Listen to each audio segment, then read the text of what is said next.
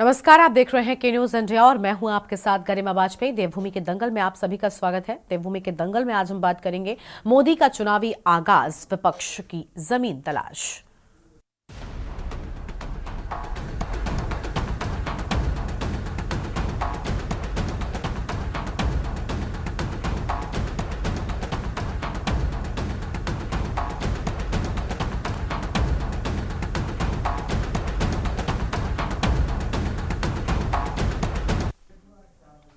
प्रधानमंत्री नरेंद्र मोदी ने राम मंदिर के शुभारंभ के बाद लोकसभा चुनावों की तैयारी का बिगुल फूंक दिया है। प्रधानमंत्री मोदी ने उत्तर प्रदेश में लोकसभा चुनावों की तैयारियों का आगाज बुलंदशहर से कर दिया है, तो वहीं यूपी के बाद उत्तराखंड में भी प्रधानमंत्री मोदी की विशाल जनसभा कराने की पार्टी की तैयारी है। लोकसभा चुनाव की आचार संहिता लागू होने से पहले उत्तराखंड में प्रधानमंत्री नरेंद्र मोदी की 3 रैलियां हो सकती हैं। इसके साथ ही 1 दर्जन अन्य नेताओं के कार्यक्रम भी तय किए जा रहे हैं। माना जा रहा है कि फरवरी से उत्तराखंड में पार्टी के शीर्ष नेताओं की जनसभाएं शुरू कर दी जाएंगी। फिलहाल करीब 16 रैलियां कराने का निर्णय लिया गया है। इसमें 3 रैलियां प्रधानमंत्री मोदी की होंगी, जबकि 13 अन्य रैलियों में केंद्रीय गृह मंत्री अमित शाह, रक्षा मंत्री राजनाथ सिंह, उत्तर प्रदेश के मुख्यमंत्री योगी आदित्यनाथ सहित अन्य बड़े नेता जनता को संबोधित करेंगे। पार्टी नेताओं का कहना है कि इन रैलियों के जरिए भाजपा आचार संहिता लगने से पहले पार्टी के पक्ष में माहौल बनाएगी। वहीं एक तरफ जहां भाजपा तमाम दिग्गज नेताओं की जनसभाओं को लेकर तैयारियों में जुट गई है, तो दूसरी ओर मुख्य विपक्षी दल कांग्रेस भी अपनी चुनावी तैयारियों को धार देने में लगी है। इसके तहत 26 जनवरी को कांग्रेस की स्क्रीनिंग कमेटी, 27 जनवरी को मैनिफेस्टो कमेटी की बैठक होगी, जबकि 28 जनवरी को कांग्रेस के राष्ट्रीय अध्यक्ष मल्लिकार्जुन खड़गे की देहरादून में रैली होनी है। मल्लिकार्जुन खड़गे देहरादून से चुनावी बिगुल फूंकने वाले हैं। हालांकि उनकी रैली से पहले एक विवाद जरूर राज्य में खड़ा हो गया है। दरअसल कांग्रेसियों ने जिला प्रशासन देहरादून से परेड ग्राउंड में मल्लिकार्जुन खड़गे की जनसभा के लिए परमिशन मांगी, जिसे जिला प्रशासन ने खारिज कर दिया। जिसके बाद कांग्रेसियों का आरोप है कि भाजपा के दबाव में प्रशासन ने उनकी अर्जी खारिज कर दी है। अब सवाल यह है कि क्या सत्ता पक्ष के दबाव में प्रशासन कार्य कर रहा है? आज इसी मुद्दे पर करेंगे विस्तार से चर्चा। पहले एक रिपोर्ट देखिए।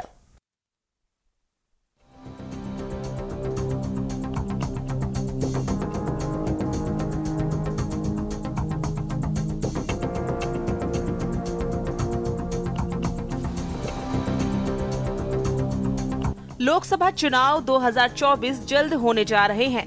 राम मंदिर की प्राण प्रतिष्ठा और 26 जनवरी की तैयारियों के साथ ही जनवरी महीने की भी विदाई है। ऐसे में चुनाव के लिए समय बेहद कम है। वक्त की नजाकत को देखते हुए प्रधानमंत्री नरेंद्र मोदी ने भी लोकसभा चुनाव की तैयारी का बिगुल फूंक दिया है। पीएम मोदी ने उत्तर प्रदेश में लोकसभा चुनाव की तैयारियों का आगाज बुलंदशहर से कर दिया है। वहीं यूपी के बाद उत्तराखंड में भी पीएम मोदी की विशाल जनसभा कराने की पार्टी तैयारी में है। लोकसभा चुनाव की आचार संहिता लागू होने से पहले उत्तराखंड में प्रधानमंत्री नरेंद्र मोदी की 3 रैलियां हो सकती हैं। इसके साथ ही 1 दर्जन अन्य नेताओं के कार्यक्रम भी तय किए जा रहे हैं। माना जा रहा है कि फरवरी से उत्तराखंड में पार्टी के शीर्ष नेताओं की जनसभाएं शुरू कर दी जाएंगी। फिलहाल करीब 16 रैलियां करने का निर्णय लिया गया है। वहीं दूसरी ओर कांग्रेस भी पार्टी के राष्ट्रीय अध्यक्ष मल्लिकार्जुन खड़गे की देहरादून में जनसभा कराने की तैयारियों में लगी हुई है। हमने प्रधानमंत्री से आग्रह किया कि हमारी 5 लोग एक लोकसभा की रैली तो हमारी हो चुकी है। हमने कहा कि 5 लोकसभा में प्रधानमंत्री की सभाएं हो। प्रधानमंत्री ने हमने अपने राष्ट्रीय नेतृत्व से अनेकों सभाएं मांगी है और लोकसभा चुनाव से पूर्व एक भगवामय वातावरण बन जाए, भाजपा कमल हर घर में खिल जाए, हर परिवार से मतदाता निकलकर मोदी जी को प्रचंड मतदान देने में अपनी सहभागिता है। उसके सारे कार्यक्रम हम आगामी दिनों में करने वाले हैं। पार्टी को आदरणीय मल्लिकार्जुन खड़गे जी यहाँ आ रहे हैं, उनके संग और भी वरिष्ठ जन आएंगे। लेकिन उससे पहले 26 तारीख को हमारी स्क्रीनिंग कमेटी टी.एस. देव साहब और हमारे अन्य नेतागण उसमें यहाँ उपस्थित होंगे और 27 तारीख को हमारी ऑल इंडिया मैनिफेस्टो कमेटी आ रही है, उसमें भी उसकी भी बैठक होनी है और 28 तारीख को मल्लिकार्जुन खड़गे आ रहे हैं, तो बहुत सारे सीनियर्स इसमें उपस्थित रहेंगे। तो सीधी सी बात है कि यहाँ पर उत्तराखंड में केवल वोट बटोरने वाली पार्टियों की नहीं, बल्कि जनता की समस्याओं को हल करने वाली राजनीतिक पार्टी की ज़रूरत है। और हम लोग जो राष्ट्रवादी रीजनल पार्टी है, हमारा मैंडेट भी यही है और हम लोग जो क्षेत्रीय दल हैं यहाँ पे, तमाम तरीके के जितने क्षेत्रीय दल हैं, उनसे लगातार बात कर रहे हैं और उनसे ज्वाइंट अलायंस बनाने के लिए बात कर रहे हैं कि वो एक मंच पर आएँ और सारे लोग अपने एक सामूहिक सहमति से एक प्रत्याशी खड़ा करें हर लोकसभा सीट पर, और उनको जनता के बीच में लाएं ताकि जनता के मुद्दों पर लड़ाई जो चल रही है उन मुद्दों को ताकत मिल सके और उस लड़ाई को भी ताकत मिल सके। आपको बता दें कि राज्य की 5 लोकसभा सीटों पर इस समय भाजपा का कब्जा है और अब भाजपा एक बार फिर हैट्रिक मारने की तैयारी में लगी हुई है। बूथ पदाधिकारियों के नए मतदाता बनाने के साथ ही उनसे संवाद स्थापित करने के निर्देश दिए हैं। इसके साथ ही भाजपा ने उत्तराखंड में पहली बार मतदाता बने युवाओं के सम्मेलन आयोजित करने का फैसला लिया है। इसके अलावा भी पार्टी कई अन्य कार्यक्रम कर रही है। वहीं दूसरी ओर कांग्रेस ने भी चुनावी तैयारियां तेज कर दी हैं। कांग्रेस ने इंडिया गठबंधन की बैठक के बाद 26 जनवरी को स्क्रीनिंग कमेटी, 27 जनवरी को मैनिफेस्टो कमेटी की बैठक बुलाई है, जबकि 28 जनवरी को कांग्रेस के राष्ट्रीय अध्यक्ष मल्लिकार्जुन खड़गे की देहरादून में रैली की भी तैयारी चल रही है। हालांकि मल्लिकार्जुन खड़गे की रैली में पहले परमिशन को लेकर विवाद खड़ा हो गया था। दरअसल कांग्रेसियों ने जिला प्रशासन देहरादून से परेड ग्राउंड में मल्लिकार्जुन खड़गे की जनसभा के लिए परमिशन मांगी, जिसे जिला प्रशासन ने खारिज कर दिया। जिसके बाद कांग्रेसियों का आरोप है भाजपा के दबाव में प्रशासन ने उनकी अर्जी खारिज की है। वहीं भाजपा ने कांग्रेस के आरोपों का खंडन करते हुए अपने कार्यकाल को याद करने का आग्रह किया है। एक पत्र हमें 23 तारीख की शाम को प्राप्त हुआ है और कल उनके द्वारा ये कॉपी भी रिसीव करा गई थी हमारे ऑफिस में। उसके क्रम में ये हमने सिटी मजिस्ट्रेट को मांग कर दिया है और उनसे कहा गया है कि इस पे तत्काल कार्रवाई करें और संपर्क भी कर लें पार्टी से कि कहाँ किस लोकेशन पे उनको चाहिए परेड ग्राउंड में, क्योंकि उसके 2 हिस्से हैं परेड ग्राउंड के, और अकॉर्डिंगली कार्रवाई तत्काल। देखिए, स्थानीय प्रशासन देशकाल परिस्थिति के हिसाब से जो है परमिशन निर्णय वगैरह देते हैं। बहुत सारी रैलियों की हमें स्वयं भी जो है, हम सरकार में हैं लेकिन हमारे संगठन को भी परमिशन नहीं मिलती। वो देखना पड़ता है कहाँ की परमिशन मांगी गई है, जगह उपलब्ध है कि नहीं है, कौन सा दिन है, कोई त्यौहार तो नहीं है। इन सब चीज़ों को जो है प्रशासन देखता है और इसके निमित्त प्रशासन देखेगा क्या कारण है। इसमें सरकार पर आरोप लगाना सरासर गलत है। कांग्रेस अपने समय को याद कर ले, जब हमें तो जो है साधारण दिनों में सामान्यतः रैली के आयोजन की परमिशन नहीं दी जाती थी।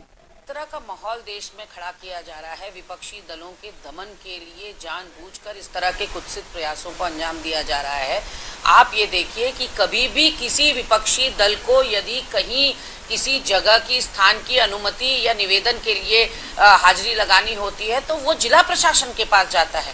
कभी भी विपक्षी दल सरकारों के पास नहीं जाया करते। ये जिला प्रशासन का दायित्व है कि वो सबके लिए समदृष्टि रखें। पिछले दिनों 10 से 12 आयोजन इस परेड ग्राउंड में हमने होते हुए देखे। केवल मनाही हमारे लिए है। जिला अधिकारी क्या हमको आश्वस्त करती हैं कि आने वाले दिनों में लोकसभा चुनाव के मद्देनजर एक भी राजनीतिक रैली यहाँ परेड ग्राउंड में नहीं होने देंगी। तो ऐसे में अधिकारी को अपराइट होना चाहिए, अधिकारी को सबको एक नजर से देखना चाहिए। कुल मिलाकर समय बीतने के साथ ही चुनावी सरगर्मी तेज हो गई है। एक तरफ जहां सत्ता पक्ष पीएम मोदी के साथ ही तमाम दिग्गज नेताओं की रैलियों को कराने की तैयारियों में लगा हुआ है, तो वहीं दूसरी ओर विपक्ष भी जमीन तलाशने में लगा हुआ है। हालांकि ये तो वक्त बताएगा कि 2024 के लोकसभा चुनाव में जीत का सेहरा किसके सिर बंधता है और हार से किसका सामना होता है। Uttarakhand desk report.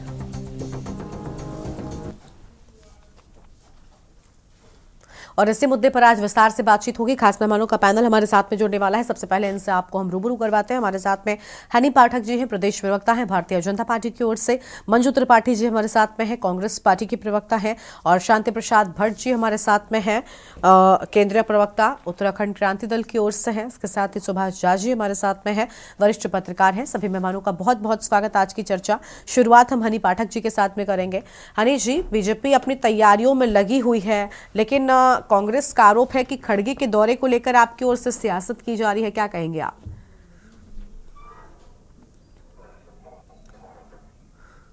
हनी जी अनम्यूट कीजिए, आपकी आवाज नहीं आ रही है।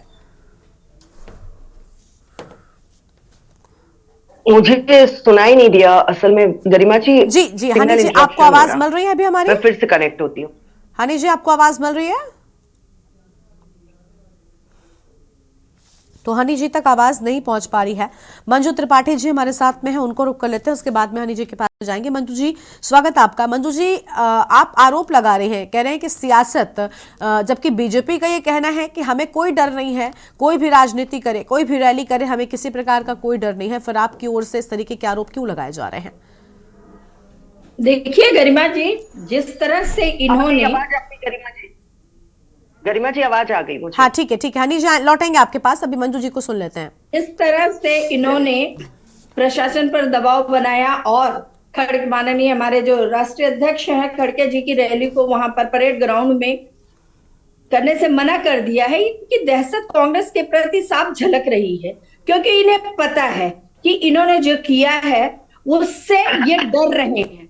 आप ये देखिए ना कि इनको पता है खड़गे जी आएंगे, जो जनता के हित के मुद्दे जो इन्होंने नहीं किए, बेरोजगारी, महंगाई, महिला उत्पीड़न और इन सब चीजों पर, आटे से लेकर दही तक पर जीएसटी तक की बात करेंगे, तो ये कहीं ना कहीं इनके अंदर डर बस गया है कि अगर खड़गे जी आएंगे और परेड ग्राउंड में जो हुजूम लगेगा उससे ये लोग कहीं ना कहीं डर रहे। इसलिए, और जहां तक बात है कि डीएम जो है, प्रशासन जो है, उनको राजनीति नहीं करनी चाहिए, उनके दबाव में नहीं आना चाहिए। और अगर ऐसा नहीं है तो ये लोग आश्वासन दे कि अब चुनाव तक कोई भी राजनीतिक बीजेपी की या किसी भी पार्टी की कोई रैली परेड ग्राउंड में नहीं होगी। अगर खड़गे जी की रैली नहीं होगी तो इनकी भी कोई रैलियां वहां पर नहीं होंगी। इसका इनको जवाब देना होगा।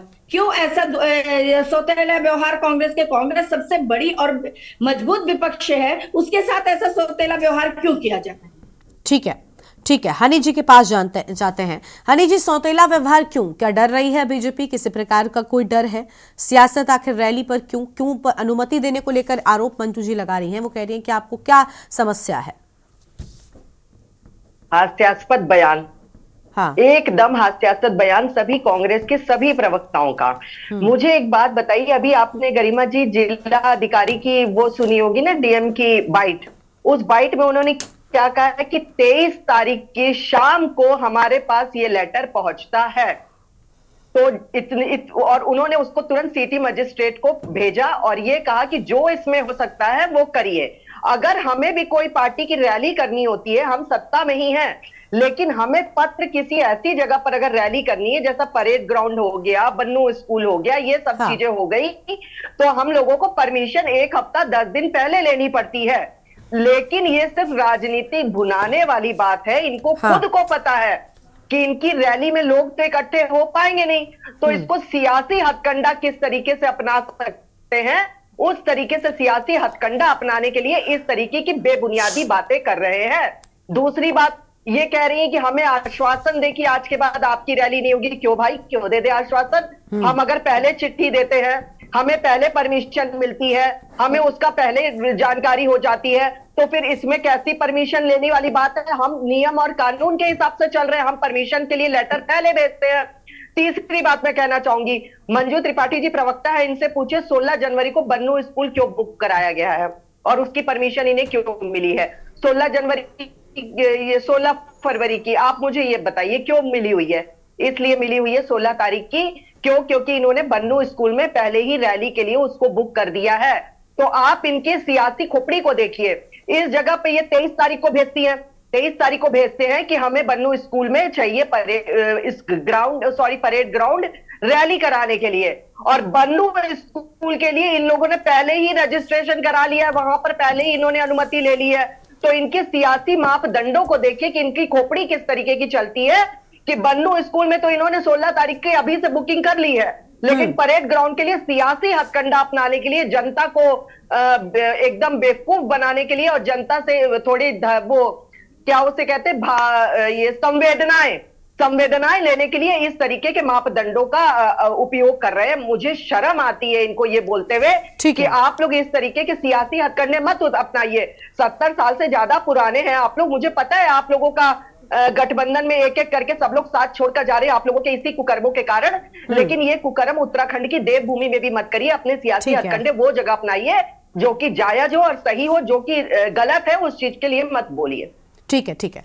हमारे साथ में यूकेडी के प्रवक्ता शांति प्रसाद भट्ट जी हैं। शांति प्रसाद जी, दोनों एक दूसरे पर सियासत का आरोप लगा रहे हैं। मंजू जी कह रही हैं कि हमें नहीं जनता तक अपनी बात पहुंचाने का मौका दिया जा रहा है। हनी जी कह रही हैं कि सियासत है और ये सिंपैथी कार्ड है। आपको क्या लग रहा है? देखिए गरिमा जी, हाँ, आज की आपकी जो डिबेट का सार है कि मोदी जी चुनाव का आगाज करेंगे उत्तर प्रदेश से। तो इसमें बड़ा स्पष्ट संदेश है कि सरकारी खर्चों से भारतीय जनता पार्टी विगत समय से जो है लोकसभा की तैयारी पर लगी है।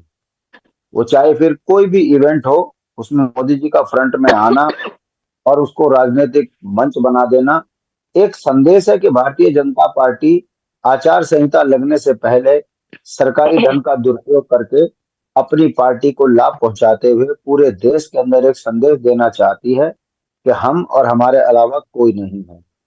अब आ जाइए उत्तराखंड में, मल्लिका खड़गे जी आकर यहाँ पर परेड ग्राउंड में कोई सभा करेंगे। मैं पूछना चाहता हूँ, अभी कौन सा ऐसा दौर है जो आप यहाँ पर सभा करके उत्तराखंड की जनता को प्रभावित करने आ रहे हैं? आप भी गलत काम कर रहे हैं भाई। चुनाव जब आचार संहिता लगेगी तब चुनाव का माहौल होगा। उससे पहले तो जो भी व्यक्ति उत्तराखंड के बुनियादी सवालों पे बात करेगा, इसका मतलब उत्तराखंड की जो कांग्रेस की यूनिट है वो इतनी कमजोर है कि वो मुद्दों पे बता नहीं पा रही है, समझा नहीं पा रही है। इसीलिए मल्लिका खड़गे, अर्जुन जो यहाँ पर आएंगे और तब वो जनता को समझाएंगे, तब जनता की समझ में आएगा। हमारा ये कहना है, लोकसभा चुनाव नजदीक है और भारतीय जनता पार्टी ने जो वादे लोकसभा में किए थे, हम देखना चाहेंगे कि मोदी जी उन वादों पर उत्तराखंड की जनता को क्या कहेंगे। जो गांव गोद लिए उस पर क्या हुआ? जो सांसद अनिल बलूनी जी थे जिन्होंने संताली पुल के लिए सीना ठोक कर कहा था कि मैं बनवा के दिखाऊंगा, संताली पुल आज तक नहीं बना, क्या कारण है, क्यों रुका है? उत्तराखंड के अंदर जितनी भी केंद्र की योजनाएं हैं वो भ्रष्टाचार की भेंट चढ़ गई है, चाहे वो स्मार्ट सिटी का मामला हो, चाहे ऑल वेदर रोड हो। एक वेदर नहीं झेल पा रही है ऑल वेदर रोड, चारों तरफ से टूट टूट कर दरक रही है, रास्ते जाम हो रहे हैं, उसका कोई निवारण नहीं हो पा रहा है ढंग से। ये जो मुद्दे हैं, बेरोजगार संघ बनाकर यहाँ पर बेरोजगार लड़के जो है आंदोलन कर रहे हैं, ये जो मुद्दे हैं इस पर मोदी जी क्या कहेंगे, ये देखने वाली बात है। हमारा ये कहना है कि सरकारी पैसे का दुरुपयोग कर कर राजनीतिक लाभ लेने की जो मंशा भारतीय जनता पार्टी पाले हुई है, हम बड़ी ईमानदारी से जनता के बीच में ये बात कह रहे हैं और जनता इस बात को समझ भी रही है। अखबार मैनेज कर कर और सरकारी धन का दुरुपयोग कर कर भारतीय जनता पार्टी लोकतंत्र की हत्या करने में आई है। और अब इससे बड़ा उदाहरण क्या हो सकता है कि विपक्ष के नेता यदि जिला अधिकारी के आगे अनुमति मांगते हैं और यदि उसको चिट्ठी चिट्ठी कर कर उसमें लिंगर ऑन अगर जिला अधिकारी कर रहे हैं, तो इससे पता चलता है कि उत्तराखंड के अंदर प्रशासन कितने दबाव में है। हमारा ये कहना है कि परेड ग्राउंड में जिस दिन की उन्होंने कोई अनुमति मांगी है, कोई ऐसा सरकारी कार्य नहीं है जिसके लिए उनको अनुमति देने में दिक्कत आ रही है। मैं पूछना चाहता हूं आपके माध्यम से, यदि उन्होंने ये कह दिया कि अनुमति नहीं मिली है और अब हम राजपुर रोड अपने कार्यालय में जो है जनसभा करेंगे, उस समय ट्रैफिक का क्या होगा? पूरा देहरादून जाम हो जाएगा। एक कहने का मतलब है कि भारतीय जनता पार्टी जानबूझकर ऐसा विवाद खड़ा कर रही है ताकि लोगों का ध्यान मुद्दों से भटके और जनता का ध्यान भटकाकर हम लोकसभा का चुनाव बड़े प्यार से मोदी जी के नाम से चुनाव जीतने का प्रयास करें। हमारा ये कहना है कि जिन बुनियादी मूल्यों के लिए राज्य मांगा गया था उस पर काम नहीं हुआ। डबल इंजन की नहीं, ट्रिपल इंजन की सरकार है। उत्तर प्रदेश हमारी संपत्ति नहीं छोड़ रही, जंगली जानवर हमारे बच्चों को मार रहे हैं, हम इनको मुद्दा बना रहे हैं। देखते हैं मोदी जी वन अधिनियम में क्या बोलेंगे, भ्रष्टाचार पे क्या बोलेंगे, रोजगार पर क्या बोलेंगे, स्मार्ट सिटी पे क्या बोलेंगे, पलायन पर, राजधानी पर क्या बोलेंगे। यदि इसके अलावा भाई बहनों, पहाड़ का पानी पहाड़ की जवानी कहकर पिछली बार चले गए आंख में धूल झोंक कर, इस बार यदि कोई नया मंत्र लेकर आएंगे तो मोदी जी को उसी चीज में घेरा जाएगा। और हमारा ये कहना है कि लोकसभा में गए सांसदों ने ₹1 का काम उत्तराखंड के लिए नहीं किया है, वो चाहे वो टिहरी की सांसद हो, पौड़ी के सांसद हो, फिर वो चाहे अल्मोड़ा के हों और नैनीताल के हों। इनकी उपेक्षा से उत्तराखंड विकास से रुका है। केंद्र ने हमारी अनदेखी करी है। यही कारण है कि आज उत्तराखंड जो है कर्रा रहा है, विकास के कामों में अवरुद्ध है और जो विकास के काम हुए हैं वो भ्रष्टाचार की भेंट चढ़े हैं। देखने वाली बात है कि सरकारी खर्चे से मोदी जी उत्तराखंड के अंदर क्या झूठ बोलकर जाएंगे, बस ये देखने वाली बात। ठीक है, उमा सिसोदिया जी भी हमारे साथ में जुड़ चुके हैं, पूर्व प्रदेश उपाध्यक्ष हैं आम आदमी पार्टी की ओर से। उमा जी बहुत स्वागत आपका। हम आपकी भी राय ले लेते हैं, उसके बाद हम सुभाष झा जी के पास में जाएंगे ताकि वो एक अलग एंगल के हिसाब से अपनी बात रखेंगे। उमा जी, आप भी एक राजनीतिक दल हैं और आरोप यहाँ पर एक बहुत खास है, राजनीतिक दल कांग्रेस पार्टी की ओर से लगाया गया, वो ये कि हमें अपनी बात पहुंचाने का मौका नहीं दिया जा रहा, हमें परमिशन नहीं मिल रही है, अनुमति नहीं दी जा रही है। अभी शांति प्रसाद भट्ट जी ने भी यही बात कही। तो देखिए, ये बहुत अहम हो जाता है कि सभी दलों को हक है अपनी बात कहने का, अपनी बात जनता तक पहुंचाने का। क्या आपको लग रहा है कि ये सियासत हो रही है? क्योंकि एक तरफ कांग्रेस पार्टी कह रही है कि हमारे साथ सियासत हो रही है, हमें मौका नहीं मिल रहा। दूसरे हनी पाठक जी बीजेपी से, वो कह रही है कि ये सिंपैथी कार्ड खेल रहा है, इनको पता है कि इनकी रैली में कोई नहीं आने वाला, इस वजह से ऐसी बातें कर रहे हैं। सच क्या है? देखिए गरिमा जी, सियासत है तो सियासत ही होगी। अगर आप राजनीति में हैं तो राजनीति तो होगी। उस राजनीति को फेयर गेम की तरह हमें बिल्कुल एक्सेप्ट कर लेना चाहिए कि राजनीति है, सामने मोदी है, सामने विश्व का सबसे बड़ा संगठन है, तो हमें अब विपक्ष को अपने हथियारों को कैसे पहना करके जनता के बीच में जाना है, ये हमें सोचना है। Everything is fair in love and war, और वी आर इन वॉर। अगर हम चुनाव में हैं तो दोनों तरफ से सेनाएं अपने शस्त्र लेकर खड़ी हो गई हैं, और अब हम सेनाओं को ये नहीं कह सकते कि हमें ये नहीं करने दिया जा रहा है या वो नहीं करने दिया जा रहा है, और नहीं करने देंगे। अघोषित आपातकाल पूरे देश में लागू है। हमने तो इस देश में घोषित आपातकाल भी देखा है, और आज जो आपातकाल लगा हुआ है घोषित आपातकाल है। आप कितना भी शांति प्रसाद भट्ट जी का जो दर्द है, बार बार हर डिबेट में वो बेचारे एक एक मुद्दा लेकर विस्तार के साथ हमें बताते हैं कि ये नहीं हुआ, ये नहीं हुआ, ये नहीं हुआ, लेकिन नहीं होगा भट्ट जी, बिल्कुल नहीं होगा, कोई नहीं करेगा। जब तक हम सत्ता के शीर्ष पर नहीं पहुंचेंगे, जब तक हम सत्ता में नहीं आएंगे, नहीं होगा। तो देखिए, इस समय सत्ता उनके पास है, धन उनके पास है, बल उनके पास है, और राम की जो लहर पूरे देश में उन्होंने पैदा कर दी है वो भी उनके पास है। अब विपक्ष को सोचना है कि वो क्या करे। अब जनता को सोचना है कि राम लहर में के ऊपर तैर कर अगर वो उनके बच्चों को नौकरी मिल जाती है तो बहुत अच्छी बात है, स्वास्थ्य मिल जाता है बहुत अच्छी बात है, हमारे पुल हमारी नदियां बच जाती हैं तो बहुत अच्छी बात है, हमारी परिसंपत्तियों का विवाद जो है वो अगर सार्थक हो जाता है तो बहुत अच्छी बात है। लेकिन ऐसा कुछ होने वाला नहीं है। क्यों? क्योंकि इस समय हम लोग अब अघोषित आपातकाल के उस दौर को हिंदुस्तान देख रहा है जहां पर कि बिल्कुल लोकतंत्र की हत्या कर दी गई है। हमारे नेताओं को बिना किसी आरोप के, बिना किसी आक्षेप के, बिना का आज तक चार्जशीट लगाए हुए 1-2 साल से आम आदमी पार्टी के लीडर्स बंद हैं, उनके ऊपर अब तक सीबीआई चार्जशीट तक पेश नहीं कर पाई है कि किस चार्ज में इन लोगों को बंद किया गया है। गरिमा जी, इस समय देश जो है वो सिर्फ और सिर्फ झूठ की राजनीति पर टिका हुआ है। इस समय हमारा पूरा देश, व्हाट्सएप की यूनिवर्सिटी से मैसेजेस आते हैं, ऐसे खूबसूरत मैसेज आते हैं, और इंग्लिश मीडियम में पढ़ने वाले लोग, इंग्लिश बोलने वाले लोग वो हिंदी भाषी हो जाते हैं अचानक। उन्हें भारत और इंडिया के बीच में अंतर पता चलने लग जाता है। जिनके घर के एसी कभी बंद नहीं होते हैं गर्मियों में, वो भारत की बात करना शुरू कर देते हैं। मतलब मेरा कहने का मतलब ये है कि इस समय जो प्रचार तंत्र बीजेपी ने अपने हाथ में लिया हुआ है और जिस तरीके से पैसा झोंक रखा है प्रचार में, उसके लिए शांति जी आप चाहे कितनी भी टेंशन ले कि सरकारी धन का दुरुपयोग है, सरकारी मशीनरी का दुरुपयोग है, भाई वो होगा, सत्ता उनके पास है। अब हमें देखना है कि हमें एकजुटता के साथ कैसे इस तंत्र के साथ मुकाबला करना है। इस समय हम लोग मीडिया की बात करते हैं, आपको भी मालूम है कि कितने पत्रकार हैं जिनको अननेसेसरी, जिनके ऊपर मुकदमे डाल दिए गए हैं। राजद्रोह का मुकदमा कितने पत्रकारों के ऊपर डाल दिया गया है, सब लोगों ने देखा है। जस्टिस लोया हत्याकांड, कोई बात भी नहीं करता उस हत्याकांड के ऊपर। अचानक जस्टिस लोया 40 साल के खट्टे हमारे चीफ जस्टिस सुप्रीम कोर्ट के वो मारे जाते हैं, उस तथ्य पर कहीं कोई बातें नहीं होती है, वो बिल्कुल दबा दिया जाता है। ठीक है उमा जी, देखिए आपका कहने का मतलब है कि मनमानी हो रही है और सियासत खुद कर रहे हैं लेकिन दूसरों को करने का मौका नहीं दे रहे हैं। कहीं ना कहीं दूसरे सियासी दलों की यही शिकायत है। एक छोटे से ब्रेक के लिए यहाँ पर रुकते हैं, जल्द लौटेंगे। ब्रेक के बाद देवभूमि के दंगल में आप सभी का स्वागत है। हम बात कर रहे हैं विपक्ष और सत्ता पक्ष के बीच हो रही जंग को लेकर, जो फिलहाल होने वाली रैलियों को लेकर हो गई है। सुभाष झा जी हमारे साथ में है, वरिष्ठ पत्रकार हैं। अपनी चर्चा की एक बार फिर से शुरुआत करते हैं। सुभाष जी, दोनों ही दल एक दूसरे पर आरोप प्रत्यारोप लगा रहे हैं और सियासत को लेकर ही है। एक तरफ बीजेपी कह रही है कि इन्हें पता है कि इनकी रैली में कोई नहीं आने वाला है, सिंपैथी कार्ड खेल रहे हैं। दौरे को लेकर अब सियासत शुरू हो गई है। आपको क्या लग रहा है, सच क्या है?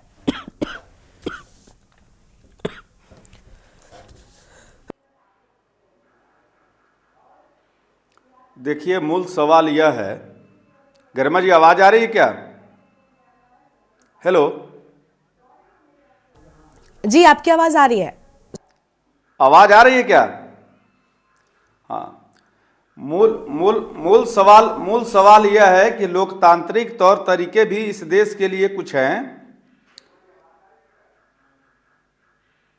और हम लोग एक स्वस्थ लोकतंत्र को की तरफ आगे अगर नहीं बढ़ेंगे तो ये परिपाटी जो है बहुत ज्यादा दिनों तक नहीं चल पाएगा।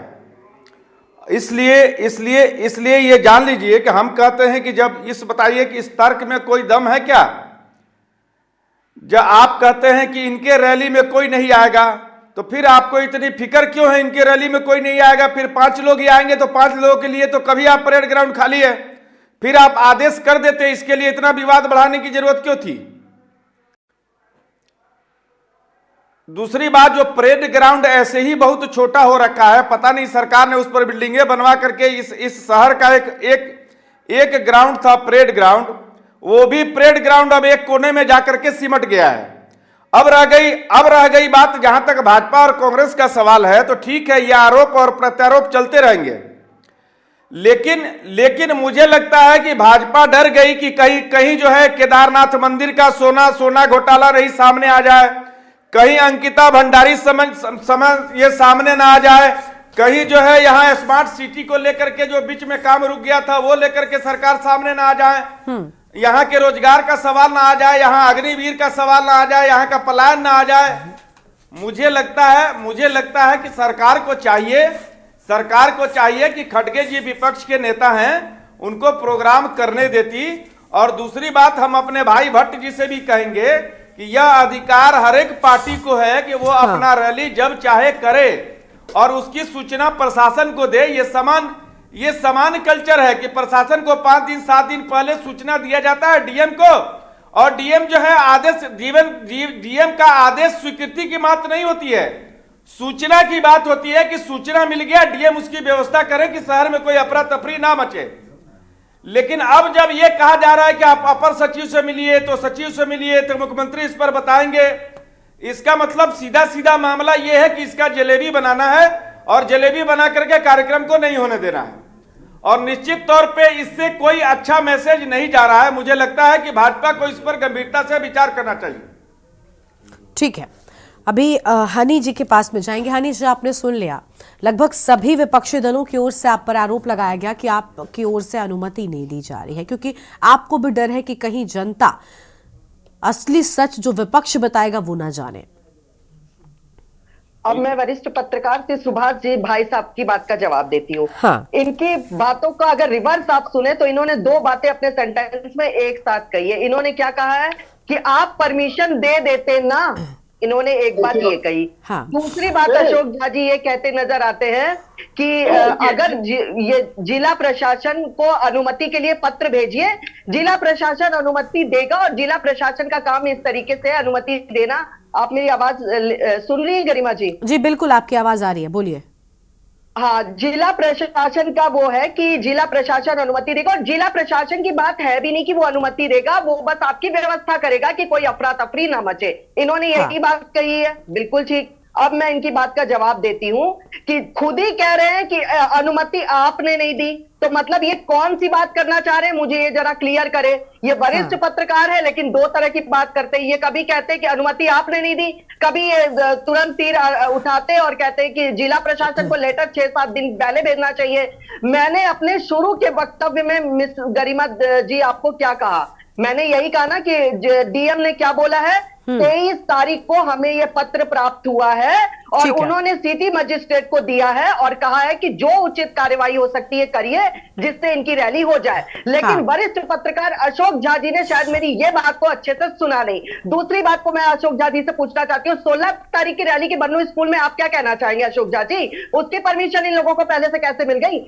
आप वरिष्ठ पत्रकार है तो बेटर रहेगा कि पत्रकार की भूमिका में सवाल उठाइए, सिर्फ एक पार्टी को इंगित मत करिए। पत्रकार वो होता है जो कि दोनों पार्टी के बारे में बात करे, आप सिर्फ एक पक्ष को बोलते नजर आ रहे हैं। दूसरी बात मैं कहना चाहूंगी गरिमा जी, लेट मी कंप्लीट। ऐसे कैसे आप कह रही है कि हो गया? हनी जी सुनिए, अभी इन्होंने फिर दूसरी बात क्या कही कि बन्नू स्कूल की परमिशन के बारे में अब आप बताइए ना। उसकी परमिशन इन लोगों ने इतने दिन पहले कैसे ले ली? उसकी परमिशन के बारे में इन्होंने कैसे कह दिया? फिर ये कहते परेड ग्राउंड को कोने में शिफ्ट कर दिया। अरे महानुभूति, जरा ये देखो कि परेड ग्राउंड और पूरी दीवारों का देहरादून में क्या हाल है, पूरे को सौंदर्यीकरण किया जा रहा है, वहां पुस्तकालय बनाया गया है, किस तरीके से लोग अपनी रील बना रहे हैं, यहाँ पे युवा एकदम खुश है और उत्साहित है। और दूसरी बात आप क्या कहना चाहते हैं कि इस तरीके से जब वो आएंगे तो उनको सवालों का जवाब देना पड़ेगा, तो लीजिए सवालों का जवाब आप मुझसे लीजिए, क्या सवाल ठीक है हनी जी, आपने सुभाष झा जी का जवाब दे दिया। पहले तो जीएसटी लागू किया, नोटबंदी किया गया। हाँ ठीक है हनी जी सुनिए, आप बोल लीजिएगा, मैं आपको सिर्फ रोक रही हूँ,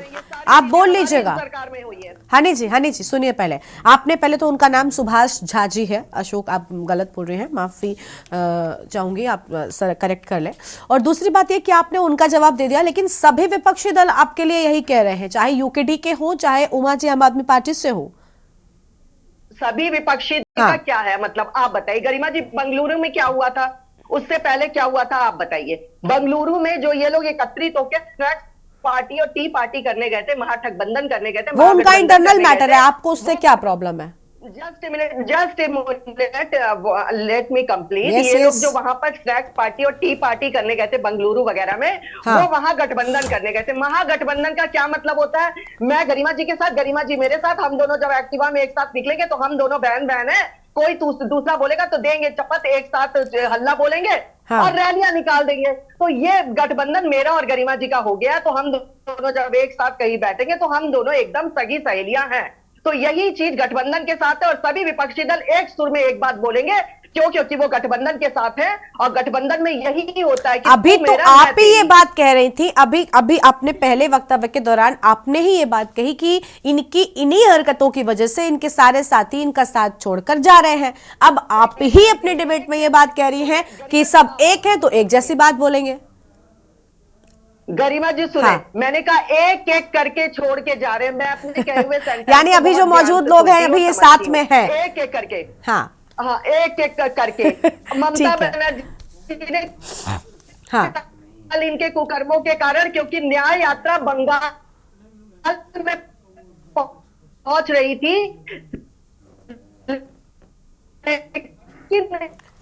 ममता बनर्जी हनी जी आप सूचित नहीं किया गया, तो ममता बनर्जी ने घोर गुस्से में आकर ये कहा कि कांग्रेस को अकेले लड़ना है तो लड़े, लेकिन मैं इनके साथ इनका समर्थन नहीं करूंगी। तो ममता बनर्जी पार्टी की भी बारी है, भगवंत मान ने एकदम ये कहानी सुनाएगी, तो एक एक करके ये माला लेंगे।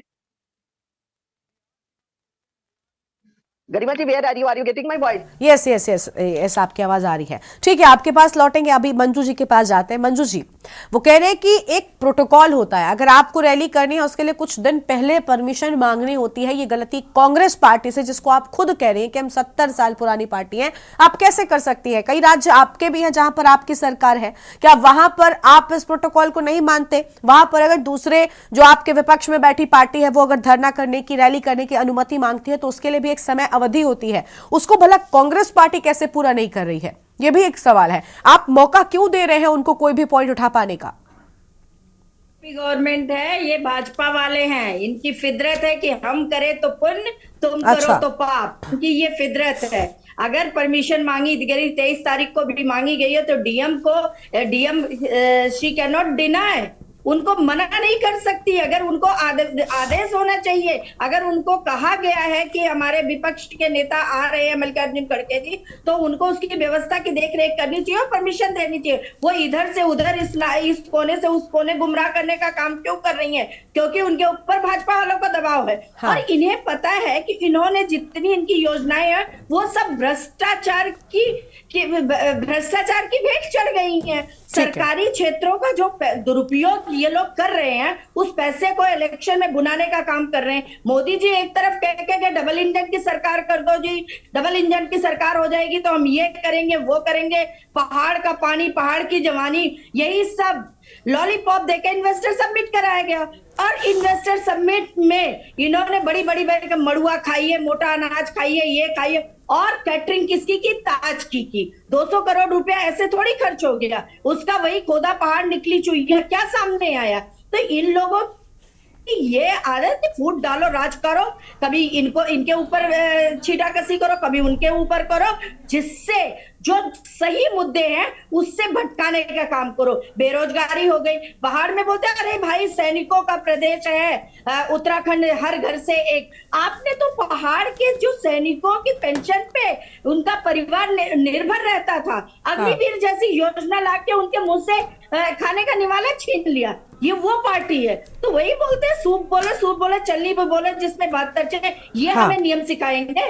कांग्रेस पार्टी का एक ओजस्वी इतिहास है। हमने अंग्रेजों से मुकाबला किया, हम अंग्रेजों से नहीं डरे तो इनसे क्या डरेंगे। हम जो है ये क्या सोच रहे हैं परमिशन नहीं देंगे तो खड़गे जी की रैली नहीं होगी? बिल्कुल होगी। और इनको कैसे पता लोग नहीं आएंगे? ये बड़बोलापन शोभा नहीं देता है।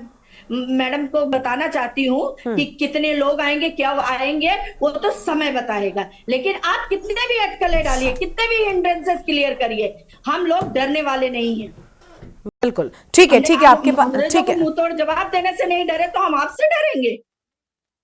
आपके पास लौटेंगे। उमा जी, अभी मंजू जी ने हनी जी ने यही कहा कि देखिए सब लोग जो है अलग होते जा रहे हैं धीरे धीरे गठबंधन से, लेकिन दूसरी ओर ये भी कह रही है कि भाई अभी कुछ लोग साथ भी है। कहीं ना कहीं उन्होंने कहा कि एक एक कर अलग हो रहे हैं।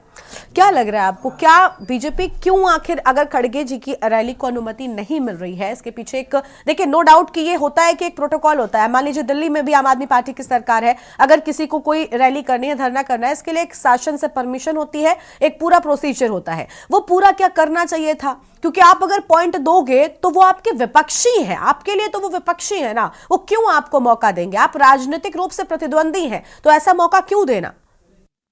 देखिए गरिमा जी, मैंने यही बात अपने पहले वक्तव्य में बोली है कि वी आर इन वॉर, ये युद्ध है।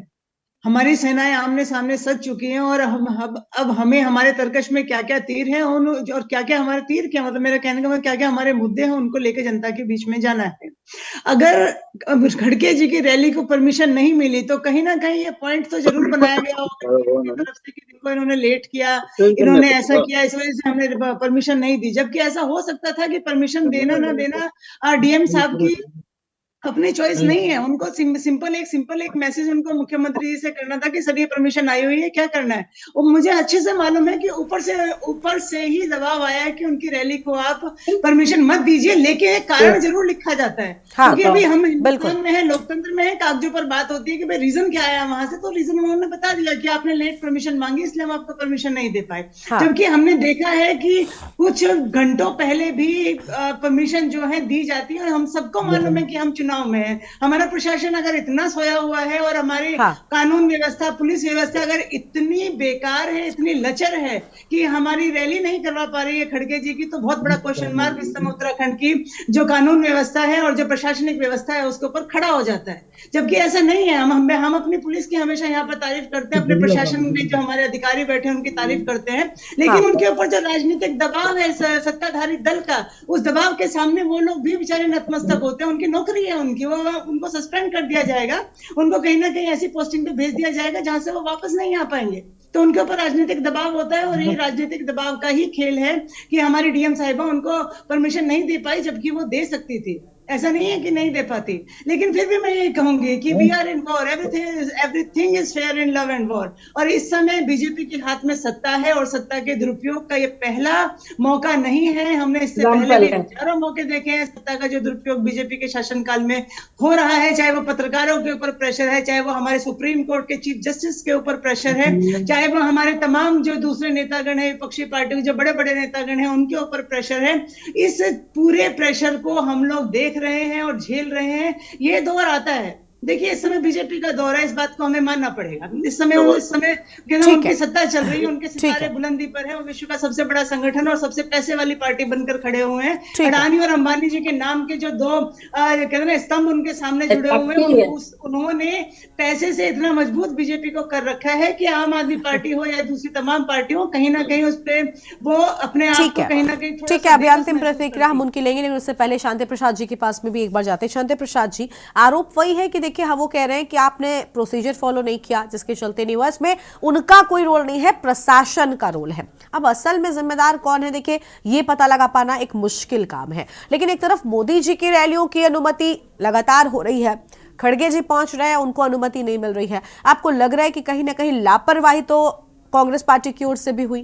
क्योंकि अगर आप जानते हैं कि आपके साथ ये हो सकता है तो कम से कम तब तो इस तरीके का व्यवहार नहीं होना चाहिए। लोकसभा का चुनाव है, आपको भी पता है कि आपका प्रचार करना, अपनी बात जनता तक पहुंचाना कितना जरूरी है। देखिए गरिमा जी, हाँ, लोकतंत्र में पार्टियां प्रोग्राम ओवरनाइट करती हैं। हाँ, और सरकार के संज्ञान में मामला रहता है, केवल सूचनार्थ एक एप्लीकेशन दे दी जाती है कि भाई हाँ, हमारा ये कार्यक्रम है, सूचनार्थ आपको दिया जा रहा है, आपका काम है लॉ एंड ऑर्डर मेंटेन करना। मैं कुछ समय से देख रहा हूं कि लोकतंत्र में अब स्वीकृति ना मिलना, व्यवस्था पर लाचारी प्रशासन की दिखा देना, ये बड़ा घातक समय है। अगर ये ऐसा आगे होता रहेगा तो एक दौर कहीं ऐसा ना आ जाए कि अभी तो अखबार मैंने जो रहे, बाद में घर के बाहर पुलिस खड़ी हो जाए कि बाहर निकलना बंद, तुम बोलोगे भी नहीं, चलोगे भी नहीं, कार्यक्रम होगा भी नहीं। भाई इस समय देश के अंदर बड़ा महत्वपूर्ण समय है, ये 3 महीने हैं जिसमें लोकतंत्र की आवाज को जनता तक पहुंचाना है।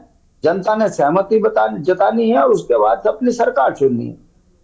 दुर्भाग्य देखिए 3 महीने चुनाव के रह गए हैं, यदि विपक्ष की पार्टी कोई कार्यक्रम कर रही है और जिला अधिकारी एक अदना बाबू तो है, डीएम क्या है, एक जेंटलमैन बाबू तो है, और अगर एक बाबू इतना दुस्साहस कर रहा है कि विपक्ष के नेताओं को अनुमति ना मिले, इसके लिए यदि हिला हवाली कर रहा है, तो ये समझ लीजिए कि कितना बड़ा दबाव उस अधिकारी के ऊपर है कि वो सरकार के इशारों पर विपक्ष की आवाज को दबाने का प्रयास कर रहा है। ये नहीं होना चाहिए। ठीक है। तीसरी बात, लोकतंत्र में अब आप देख लीजिए इन 5 वर्षों में आप मुझे एक डिबेट दिखा दीजिए अपने उठाकर जिसमें आपने ये कहा कि सरकार ने शानदार काम किया, उत्तराखंड का भाग्य चमका। हर दिन रो रहे हैं हम, हर जगह घोटाले हो रहे हैं, बेरोजगारों के नौकरियां छिन रही हैं, हमारे जो उत्तर प्रदेश से 26 राज्य विरोधी संशोधन हुए उस पर कुछ काम नहीं हुआ। जंगली जानवर से हमारे बच्चे मर रहे हैं, उसका कोई समाधान नहीं हुआ। जो गांव गोद लिए उन गांवों का क्या स्थिति है, इस पर श्वेत पत्र जारी नहीं हो रहा। हर घर नल हर घर जल घोटाले की भेंट चढ़ गया है। गांव गांव में इन्होंने पंचायती राज के तहत कूड़ेदान बना दिए, उसमें भी घोटाला हो गया, मगर कर्मचारी नहीं रखे, वो कूड़ेदान में इतनी बदबू आ रही, गांव के गांव बदबू में चले गए और जंगली जानवरों कूड़ा प्लास्टिक खा के मर रहे। उस पर पंचायती राज को शिकायत करते हैं, भाई इसका उठान करो, तो कुछ बोलने को तैयार नहीं है। कहने का मतलब है आप ऑल वेदर से लेकर स्मार्ट सिटी से लेकर स्वच्छ भारत मिशन के तहत हर जगह आप फेल हो रहे हो। गंगा सफाई में आपकी हालत यह है कि चंद्रवदनी में सारी गंदगी गंगा में जा रही है। 10 साल से चीख चीख के मर गए, भारतीय जनता पार्टी उसका कोई समाधान करने को तैयार नहीं है। ये तमाम इश्यूज हैं, अगर हम इस पर सवाल कर रहे हैं, अब ये मुद्दे होने चाहिए, मगर क्या करें, दुर्भाग्य हमारा ये हो गया लोकतंत्र में कि अब देख लीजिए चुनाव में सारे मुद्दे गायब हो जाएंगे, बेरोजगारों के मुद्दे गायब हो जाएंगे, पलायन के मुद्दे गायब हो जाएंगे, अखबार मैनेज कर मोदी मोदी मोदी कर यदि आप उत्तराखंड की जनता की आंख में धूल झोंककर वोट पाने का प्रयास कर रहे हो, अगर ये लोकतंत्र है तो ये आने वाले समय के लिए बहुत बड़ा खतरा है। हमारा ये कहना है कि जो बुनियादी मुद्दे हैं, इन 10 वर्षों में जिस पार्टी ने इंच मात्र काम नहीं किया, उस पार्टी के खिलाफ तो अखबारों से लेकर चैनलों तक सब जगह खुले आम बोला जाना चाहिए कि वो झूठ बोलने वाले सरकारें हैं। हम इनसे पूछें कि वो भाइयों बहनों, पहाड़ का पानी, पहाड़ की जवानी, पहाड़ का काम जी अब बस हो गया कि सबको बोलने का। बिल्कुल बिल्कुल मैम, हनी जी मैं आपके पास आऊंगी, सबसे आखिरी प्रतिक्रिया मैं आपकी लूंगी। ठीक है ठीक है, आगे बताइए आप 4:50 हो गया। बिल्कुल हनी जी मैं आती हूँ आपके पास, डोंट वरी। ठीक है शांति प्रसाद जी, शांति प्रसाद जी, ठीक है अभी और लोगों की प्रतिक्रिया लेते हैं। सुभाष जी जल्दी से, बस महज 1 मिनट है आपके पास, उसके बाद हनी जी की अंतिम प्रतिक्रिया होगी। सुभाष जी आपने सब कुछ सुना, हनी जी कह रही है कि देखिए प्रोटोकॉल फॉलो करिए, आपको पूरी अनुमति है, प्रशासन एक अलग तौर पर काम करता है, सारे आरोप सत्ता पक्ष पर नहीं मढ़े जा सकते। लेकिन सुभाष जी देखिए बड़ी बात यह है कि देखिए अगर वो काम कर रहे हैं या उनकी ओर से जो भी किया जा रहा है वो इंटेंशनली हो सकता है या अनइंटेंशनली कुछ भी हो सकता है, अनुमति न मिलने की बात एक अलग हो गई, लेकिन जितने सारे आरोप विपक्ष लगा रहा है ये इसलिए भी है क्योंकि विश्वास तो जनता उन्हीं पर दिखा रही है। अगर आप वोट पर डालेंगे, नतीजों पर डालेंगे नजर, तो सारा विश्वास तो बीजेपी के साथ ही है, जनता का समर्थन तो बीजेपी के साथ ही है। फिर विपक्ष रैली करता है नहीं करता है वो तो विपक्ष, खैर चुनाव है, चुनाव में सभी अपनी परफॉर्मेंस देंगे, इसमें कोई दो राय नहीं है, हर कोई अपना सब कुछ झोंकेगा। लेकिन बड़ी बात ये ना कि आप आरोप लगा रहे हैं, आप कह रहे हैं कि इनका सच सामने आ जाएगा। कौन सा सच? अभी तो विधानसभा के चुनाव हुए, उसमें जो तस्वीर निकलकर सामने आई, क्या वो जनता ने नहीं देखी? गरिमा जी सबसे पहले बहुत सारे मुद्दों पर विपक्ष ने बताया। हाँ। विपक्ष ने अपनी बात कही है। हाँ। ठीक है ना। और बहुत सारे ज्वलंत मुद्दे उत्तराखंड में हैं। बिल्कुल। और ये सबसे बड़ी फेलियर है। आप इससे क्या बताना चाहते हैं? अगर 4 दिन पहले 3 दिन पहले आप एक रैली नहीं मैनेज कर सकते तो इसका मतलब प्रशासन की व्यवस्था की कमजोरी है। प्रशासन के पास इतना इंफ्रास्ट्रक्चर नहीं है कि एक रैली वो मैनेज नहीं कर सकती। तो ये सरकार की कमजोरी बता रही है या इसके सुरक्षा का इंतजाम बता रही है? ठीक है, यानी आपको लग रहा है कि ये बात भी कमजोरी दर्शाता है। मैं बीजेपी प्रवक्ता की भाषा तो नहीं बोल सकती ना। हाँ। मैं बीजेपी प्रवक्ता की भाषा तो नहीं बोल सकता। बिल्कुल बिल्कुल। ये सरकार में है तो जाहिर है लोग इनसे सवाल करेंगे और इनको सवाल का जवाब देना पड़ेगा। ठीक है।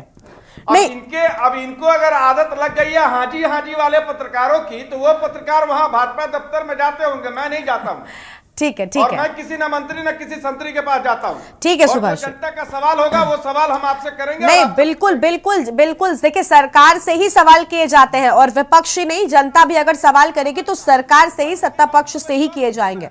ठीक है सुभाष जी, आप बिल्कुल ठीक कह रहे हैं। सुभाष जी, वक्त कम है, हम हनी जी के पास ही जाएंगे। सुभाष जी की बात बिल्कुल ठीक है हनी जी, कि देखिए सवाल सत्ता पक्ष से ही होते हैं, क्योंकि कुर्सी पर आप हैं, विश्वास में आपको लाया गया, आपको मौका दिया गया, जवाबदेही आपकी ही बनती है। एक बहुत अहम सवाल उन्होंने ये उठाया कि अगर आप 4 दिन पहले एक रैली को मैनेज नहीं कर पा रहे तो ये भी आपकी असफलता ही दिखा रहा है। बीजेपी जैसी सरकार जहां पर हो, भला वहां पर 4 दिन पहले एक रैली को मैनेज ना कर पाए, ये तो फिर सवाल अपने आप उठने लगेगा ना, क्योंकि आप वो करते हैं, आपको लोग उस काबिल मानते हैं, बावजूद इसके आप अगर ऐसा व्यवहार दूसरे दलों के साथ करेंगे तो सवाल तो उठेंगे ना मैडम। गरिमा जी, सवाल तो उठेंगे मैडम। यहाँ 4 लोग बैठे विपक्ष के। मैं चारों को विपक्ष में ही लेती हूँ। ये 4 विपक्ष लोग मेरी 2 बात का जवाब पूरे 1 घंटे में नहीं दे पाए। ये है भाजपा के प्रदेश प्रवक्ता की काबिलियत कि 2 सवाल ऐसा करी कि 4 लोग भी उस चारों का जवाब नहीं दे पाए। मैंने 16 तारीख की डेट के बारे में पूछा कि कब परमिशन मिली, कब लेटर दिया गया, उसका जवाब ये चारों मिलकर भी नहीं दे पाए। और एक ही रट्टा लगाए हुए हैं कि परमिशन के लिए ये वो। देखिए हनी जी ठीक है, आप अपनी बात आपने कह ले। देखिए मेरी बात सुनिए, अब आप कह रही हैं कि 4 लोगों में से आप चारों को विपक्ष मानती है। पहली बात देखिए, पत्रकारों को सवाल पूछने का है, मैं भी आपसे सवाल ही पूछ रही हूं, इसमें उनको विपक्ष में गिनना खैर वो आपकी मानसिकता बताएगा। लेकिन दूसरी बात ये भी कि सवालों का जवाब आपने भी विपक्ष के नहीं दिया, आप अपनी कहते हैं, विपक्ष अपनी कहता है, तो ये तो राजनीतिक दलों में बहुत स्वाभाविक और सामान्य सी बात हो गई है। तो इस बात पर डुग्गी पीटना मुझे लगता है ये ठीक नहीं है। ठीक है, मैंने भी आपसे सवाल किया था कि देखिए आपके पास मौका था, आप अपनी मजबूती दिखाइए ना कि आपको कितनी यहाँ पर आप कितने शक्तिशाली हैं, आपका प्रशासन क्यों ऐसे मैनेज नहीं कर पा रहा है, ये भी तो कमी ही हुई कहीं ना कहीं आपकी। ठीक है जी, मैं जवाब दूंगा। ठीक है, जल्दी से जी मैं जवाब दे। हाँ बोलिए। तो नहीं हूँ आपकी बात का, सुनिए मेरी बात तक उम्मीद है इनकी रैली को परमिशन मिल जाएगी। ये अभी उनका वक्तव्य तुरंत 1 मिनट पहले आया है कि जिलाधिकारी के बयान से कांग्रेस को ग्राउंड मिलने की जगी उम्मीद और कांग्रेस को ग्राउंड मिल सकता है। ये अभी तुरंत निर्णय आया है। ठीक है, बहुत शुक्रिया आप सभी मेहमानों का। वक्त की कमी, हमें अपनी चर्चा को यहीं पर रोकना पड़ रहा है। बहुत शुक्रिया आप सभी मेहमानों का हमारे साथ जुड़ने के लिए और अहम जानकारी हमारे दर्शकों के साथ में साझा करने के लिए। अब देखना होगा कि आखिर प्रशासन कैसे अनुमति देता है और किस तरीके से लोकसभा चुनाव से पहले अलग अलग दलों की रैलियां संपन्न हो पाती हैं। देवभूमि के दंगल में इतना ही। आप देखते रहिए न्यूज़ इंडिया। नमस्कार।